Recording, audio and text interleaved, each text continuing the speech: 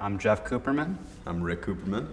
We're the choreographers. We get into a studio, we get on our feet, and well, I guess what's unique is that because there are two of us, there's a little bit more of a ping pong sort of process where one person will throw out an idea or a sketch of something, and then we'll be able to start iterating really, really quickly. We like to start with the things that jump out to us immediately. It's like, oh, we have a very clear vision for what that is choreographically, and then sort of work backwards, establish the style of the piece, and then fill in the stuff that maybe we didn't have an idea for immediately. Right. So in terms of Cyrano, reading Erika's script, for us that was the war in Act 4. We felt like we were connecting with the style of the piece in terms of our own movement, intuitions, and then we started to build that piece, and from there we discovered the movement style of the rest of the show. The music is so evocative and beautiful.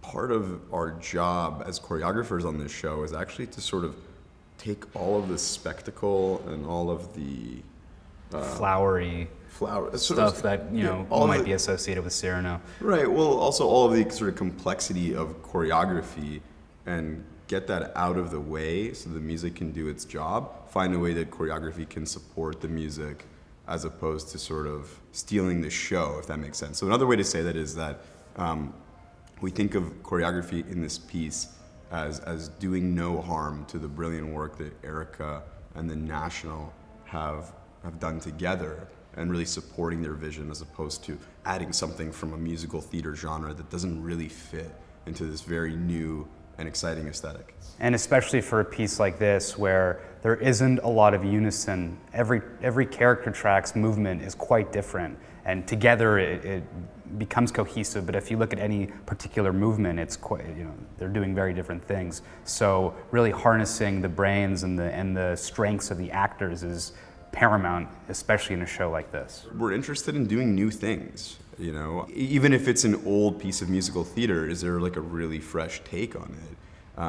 And so something that's going to break the mold in some way, shape, or form that talks to us. We're not going to do the original staging of a chorus line, for example. Although it's brilliant, amazing, it's just not really where our interests and strengths lie. The moments of choreography in this show are actually very specific. So even though it's through composed, we're not going to gunk it all up with too much movement. We're going to let it stand and communicate what it does so on its own merit.